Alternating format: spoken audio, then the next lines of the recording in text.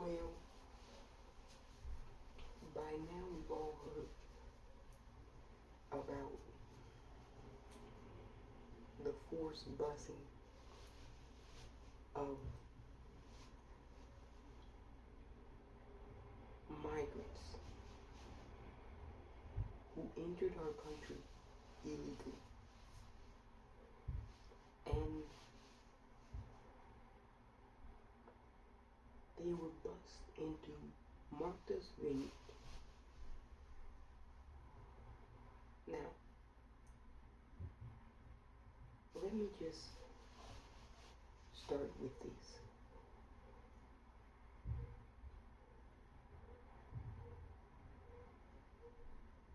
I don't think it's a coincidence that at the very onset of Hispanic Heritage Month, two of the most extreme politicians in our country, who have for years vilified immigrants, who were documented and undocumented in our country. I don't think it's a coincidence that they chose the very first day of Hispanic Heritage Month on Mexican Independence Day to embarrass, humiliate, disrespect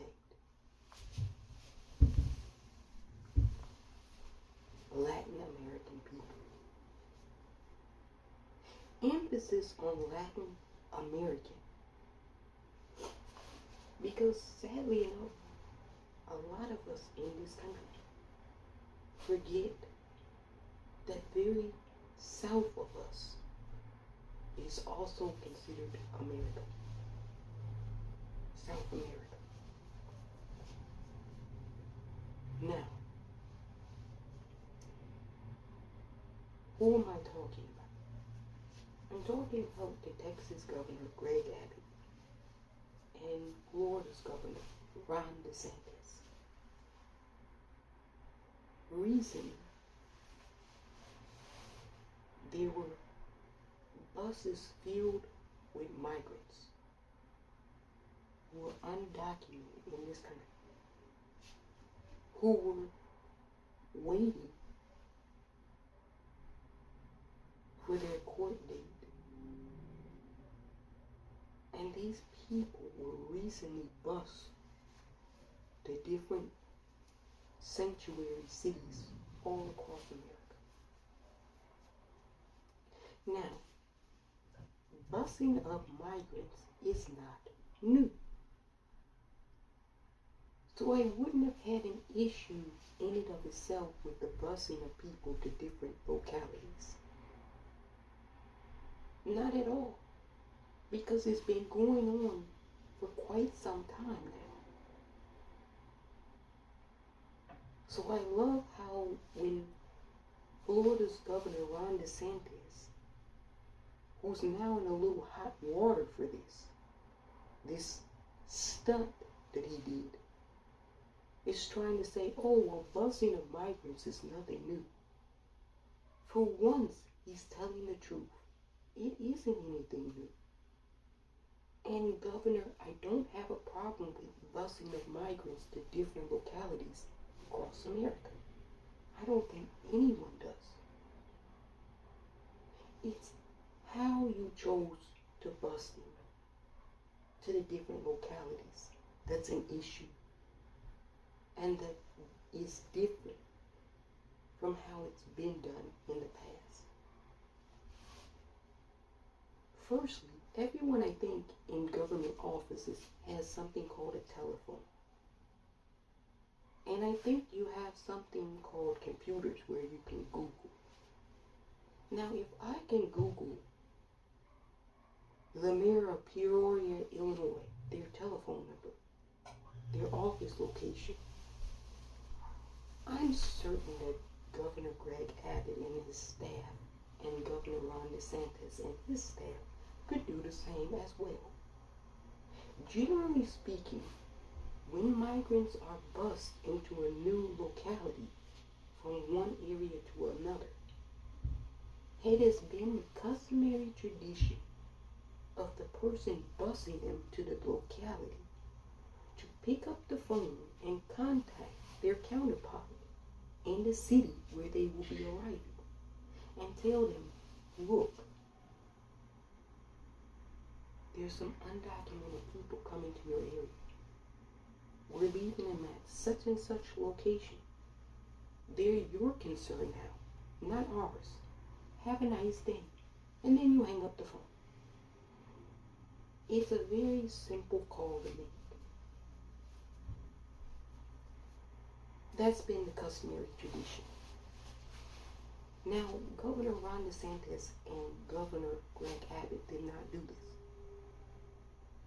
So when the mayor of Peoria, Illinois said, I didn't even know these people were coming, let alone where they were going to drop them off,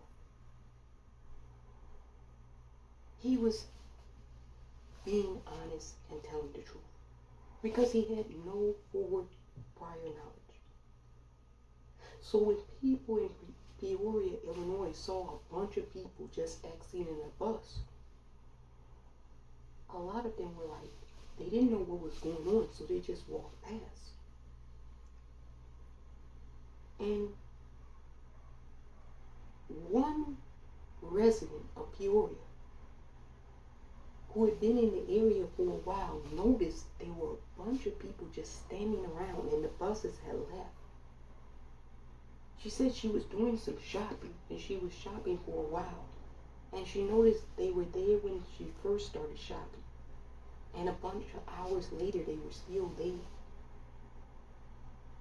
So it was this concerned resident of Peoria who contacted the mayor's office and told them there's people, 50 people just standing on the sidewalk with backpacks. They look confused. They don't know where they're going. And then that's when the mayor knew about what was going on.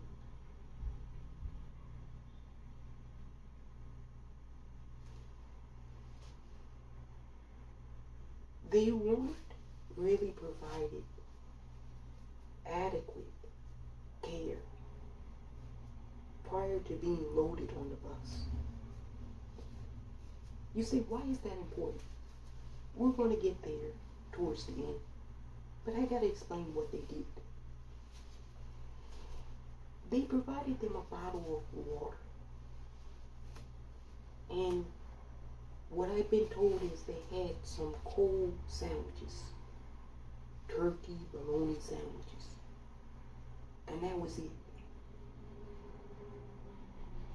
Do you know how long of a bus ride from Texas and Florida to Massachusetts and Illinois is? It's hours and hours and hours. These migrants had no money. They didn't speak English. So all of these stops along the way, they weren't able to purchase any more food, any more water. Now I know what some people are saying, oh well, they don't have that capability when they're crossing the border illegally. Yes, this is true. But again, it's something called hospitality. Even if someone has done something illegally, it's how you go about treating them whilst they're here that says more about you than them. So we've established they have a cold turkey and bologna sandwich and a bottle of water from Texas to Illinois, from Florida to Massachusetts.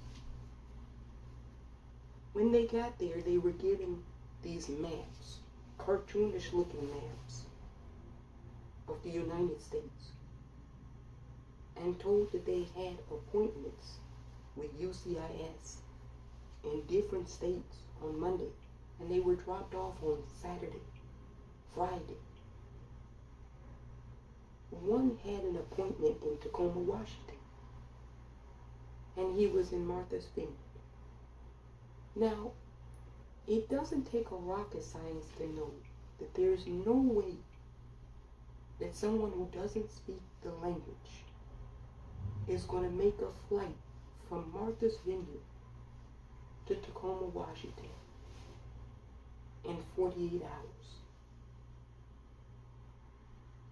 So my first question is, why weren't they bused to the location where they had their appointments? I mean, Tacoma, Washington is also a sanctuary city. He could have bused them to their appointment locations if you wanted them to make their appointments. So giving them the information to their appointments, cruelly knowing that you know that they had no way to make their appointments, that's not hospitality.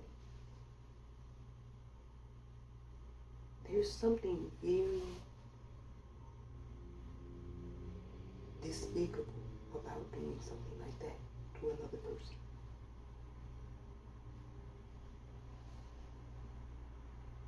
Then it was the fact that once these people arrived, the buses drove off and just left them on the sidewalk in the middle of nowhere. They didn't tell them where to go, who to contact. In fact, they lied to them as they were boarding them onto the buses. They told them there's going to be jobs and housing free of charge for you when you get to these locations. But they didn't give them a contact info for anybody who is going to provide these jobs and housing. Now, if you tell somebody there's going to be a job and a house for you when you get where you're going, but you don't give them the contact information for the person who's supposed to provide these resources to them, that is a lie. So Governor Abbott and Governor DeSantis, you two are liars. Now I know what you'll say. Politicians lie all the time. Yes, they do. But generally speaking, they don't lie to their constituents and people who are in the country, undocumented. You know why? Because that's a legal process. It's a legal process to get to your appointments. And if they knew where they were supposed to be and put them somewhere where they knew they couldn't make their appointments, that's illegal. I think that's being investigated, or it will be investigated, as it should be.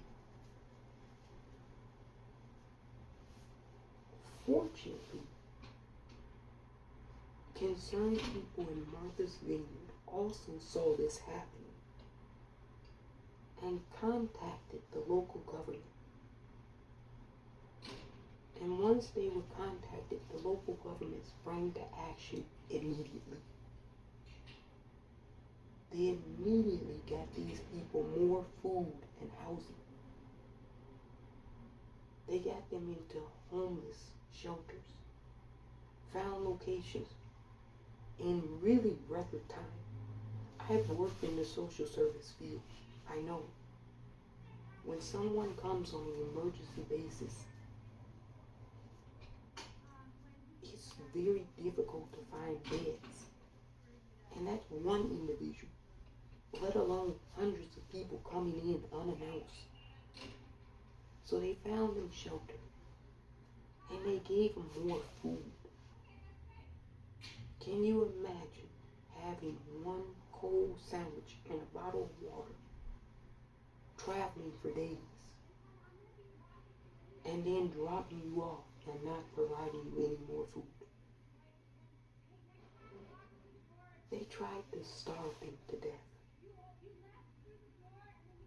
That Governor Abbott and Governor DeSantis is very sick and cruel. You know, I kind of grew up hearing the phrase all the time. It's American as apple pie, this phrase. A lot of you are going to remember it. Treat people the way you want to be treated. Remember, I told you we're going to talk about hospitality, because it's very important.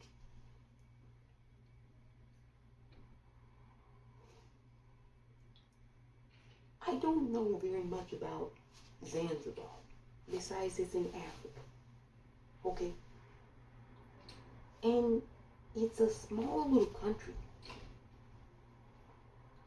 Nobody really has heard about Zanzibar. I didn't know anything about Zanzibar until very recently. A group of Ukrainian women were in Zanzibar on a yoga retreat. They liked the location. It had a nice view. And they were only supposed to be there for a couple of days. And then they were going to go back to Ukraine. Well, that's what they were expecting to do. But while they were in Zanzibar, Russia invaded Ukraine. And they were stranded now in Zanzibar. This is a true story. You look it up. You don't have to take my word for it. You can always fact check me. They were stranded in Zanzibar. And with nowhere to go, because their accommodations were up. They were only supposed to stay for so long. They had only budgeted a certain amount of money, so they were out of money. Now get this, you're worried about your family back home. They're in a conflict, in a war, and you don't know what's happening. So you can't up and up contact them and be like, hey, I need some money to get back to Ukraine. And you probably couldn't even get back into the country. So you're stranded, unhoused, no money for food. A few of the local Zanzibar people heard about what was happening in Ukraine and knew that they were in their country, these women, and they were stranded. So they contacted the government of Zanzibar and told them what was happening. The Zanzibar government immediately provided these Ukrainian women with housing, free of charge. And they didn't put them in shanty places either. They told them you can stay for as long as you need to at one of the most beautiful resorts in Zanzibar. If you ever get a chance to go, you really should visit. It's so beautiful. They put them in these resorts free of charge and told them you can stay unlimited.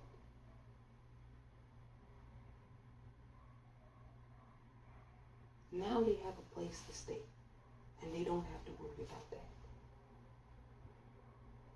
So once they get to this resort, the staff meet them. They take their luggage. And there's a long, big table full of food, grapes, strawberries, honeydew melons, bananas, anything you can think of, guacamole, anything you can think of, it was laid out for them. They told them, we'll put your bags in the rooms. You just sit down.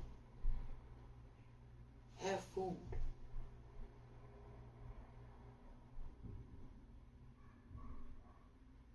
Now, I don't know what the GDP of Zanzibar is in comparison to the United States.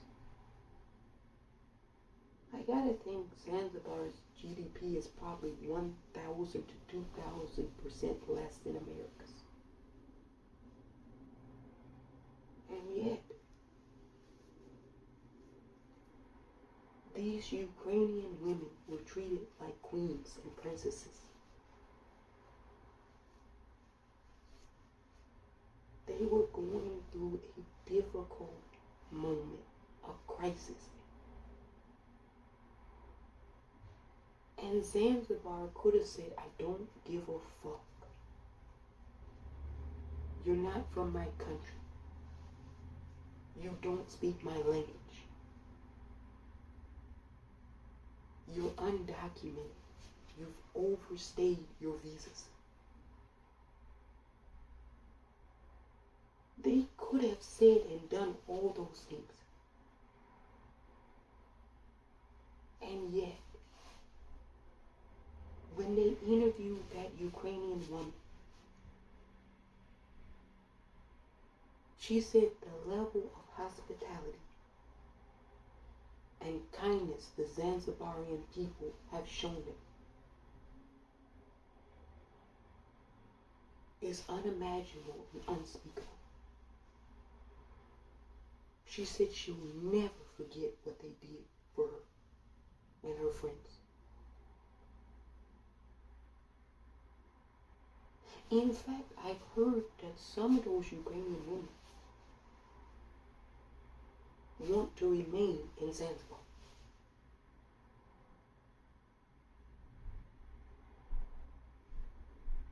That's what you call hospitality and welcoming.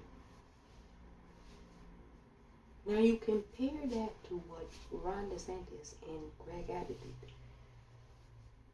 Kicking people off of a bus and leaving them on the sidewalks in the hot heat after feeding them a turkey sandwich and giving them a bottle of water on what's got to be at least a 16-hour bus ride.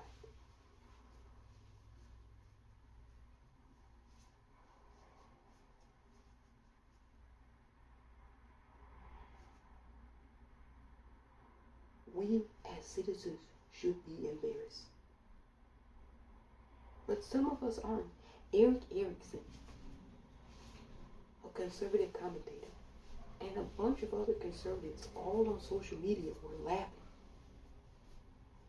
They were like, yeah, Ron DeSantis and Greg Abbott, they're owning the libs. Say, wait a minute.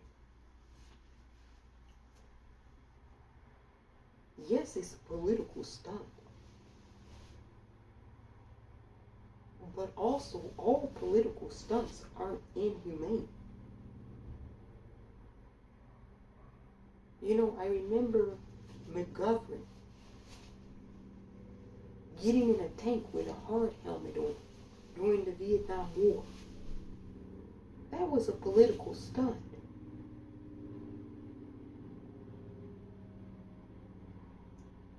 But it wasn't inhumane. Leaving people on the sidewalk in sweltering heat who haven't had a chance to shower, bathe, brush their teeth, not informing the residents that these people are coming so they can be welcoming and hospitable towards them. That's inhumane.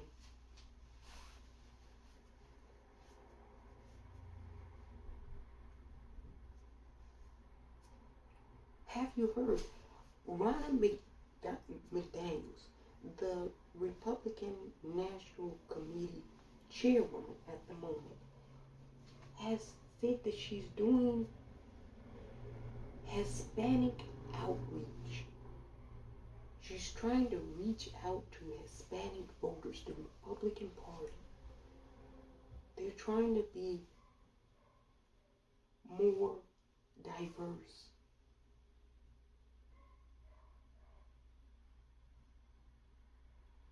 Rana, leaving people on a sidewalk after being on a bus for 16 hours and giving them a bologna sandwich and a bottle of water.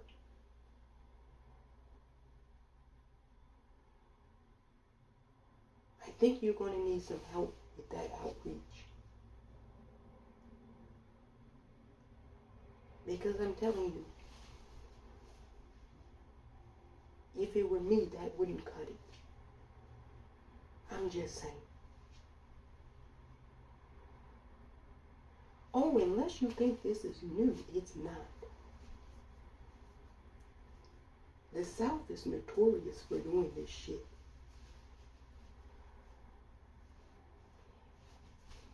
In 1961, it was a group of, it's sad to call them citizens of this country, but they are.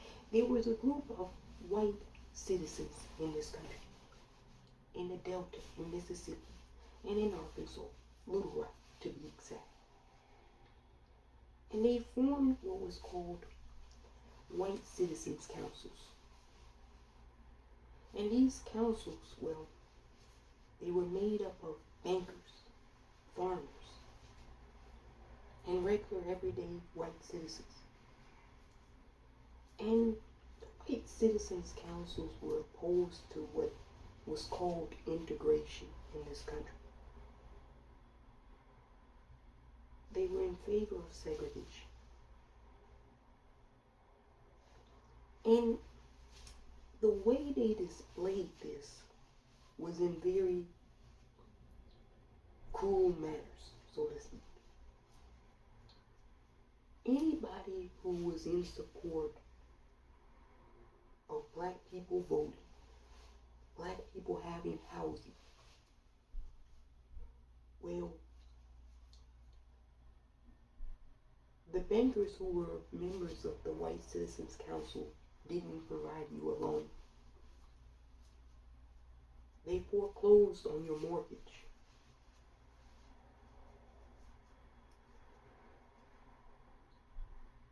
They did all kinds of cruel things to ensure that the suffering and inhumanity of black people in Mississippi, in Arkansas, and in the South at large remained the status quo. And the White Citizens Council also bused black Americans to Martha's Vineyard in 1961. A lot of people didn't realize that until the former president brought it up. And then they went back and they looked. And they were like, yes, he was telling the truth. In 1961, the Little Rock White Citizens Council was upset at the Freedom Riders. And so what they did to show their disdain for the civil rights movement, for Dr. King, was to get poor black people and force them onto a bus. They didn't give them any food or water. At least Ron DeSantis and Greg Abbott had provided a cold turkey sandwich and a bottle of water. At that time, the White Citizens Council didn't give you anything. They just loaded you on a bus. And they dropped you off at Martha's Vineyard. And the residents of Martha's Vineyard at that time were very hospitable and welcoming. They took the black residents into their homes, gave them showers, provided food. You know, like what Zanzibar did with the Ukrainian women. The residents of Martha's Vineyard did that in 1961. So what I'm trying to get at is this is nothing new. This is a very insidious and dark sickness in our fellow countrymen and countrywomen. It's a real sickness.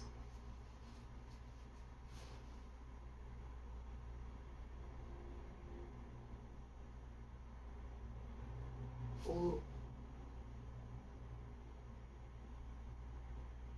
if the Latino community thought that they were going to be treated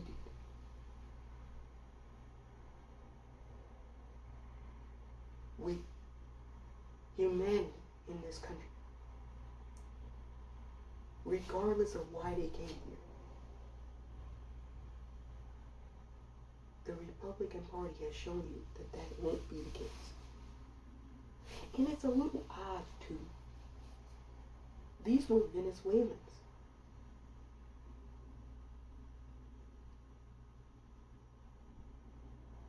Two years ago, the lunatic from Mar-a-Lago was telling the Venezuelan people, America supports your freedom, your right to self-determination, your right to liberty and justice. You remember that, right? Because the United States was in a little beef with the president of Venezuela, Maduro.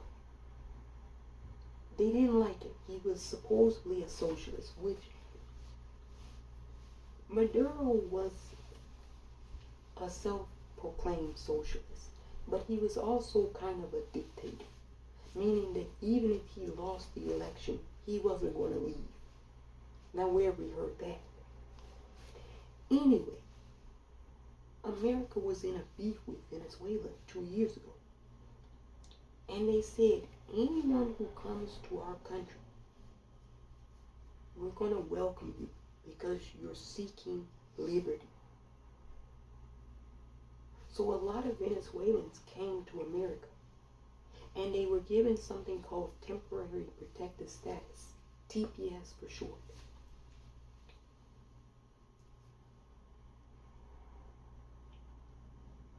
You remember the indigenous used to say, fork-tongued people exist. So here it is, 2 years later, and people that you said were seeking their liberty and their freedom from an evil dictatorial regime in Venezuela. People that you gave temporary protective status to, you've now loaded onto a bus and left them in the middle of the street.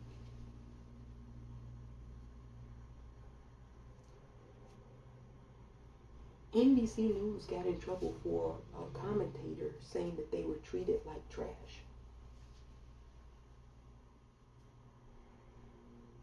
No, we're very meticulous with trash. We know how to load garbage.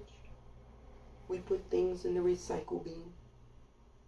We know what goes in compost. No, we're very meticulous. They weren't treated like trash.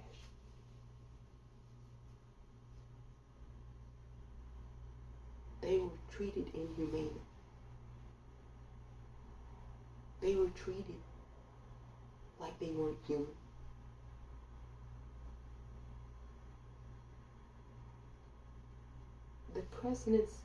The former president's son-in-law, Jared Kushner, said that we've got to remember that they're human beings too. I'm glad we do, Jared. I'm glad we have to remember that human beings are human beings. And there's a certain standard of treatment that you have to provide human beings. I'm glad that me and Jared Kushner can finally agree to something. I think we agree that Steve Bannon is a piece of shit too. But I'm glad that we can all agree, conservatives can agree that human beings are human beings. Now, you probably should tell all the conservative commentators who are on social media laughing and hee-hee and ha-ha-ing this up like it was funny. It's amazing. I know there's people who have no empathy, who are completely unempathetic. But when they all go online and fester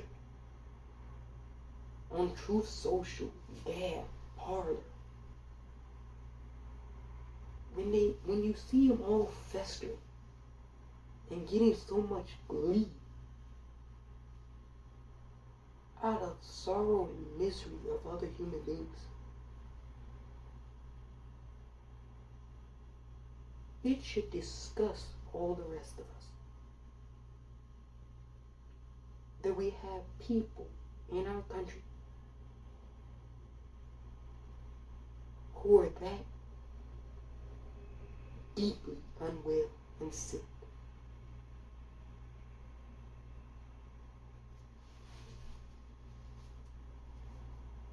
Zanzibar, a poor little African country,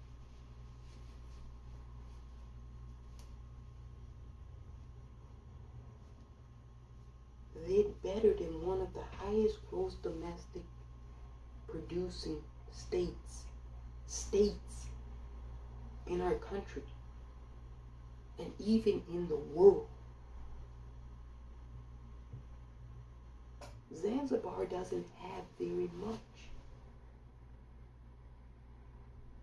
But what it did have, they gave freely to people who weren't like them, who were going through a difficult time. Texas and Florida and America, we have so much.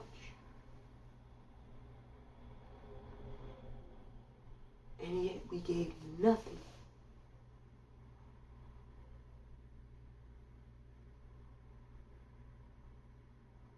When people see that and turn on their TVs,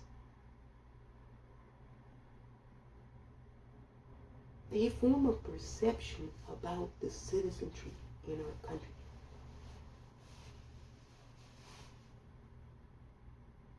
They see Zanzibar with tables full of food. And they see America and people left on sidewalks in sweltering heat with empty water bottles in their hand.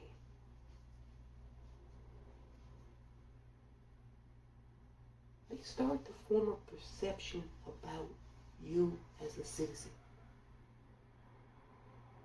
What you will allow to happen in your country.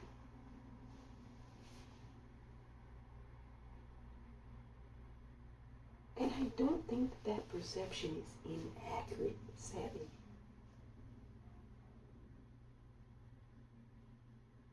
You know, he said, I'm going to make America great again.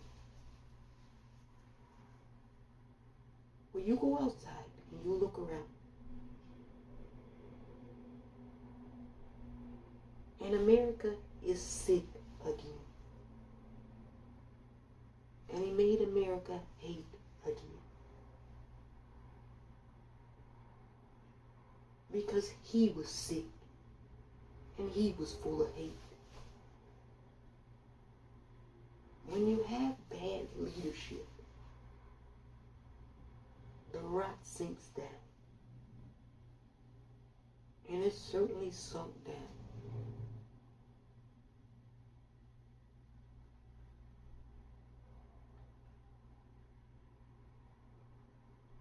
They're trying to break our spirit.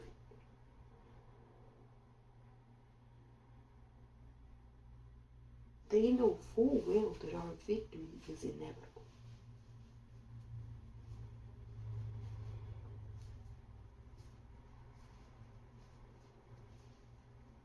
Happy Hispanic Heritage Month.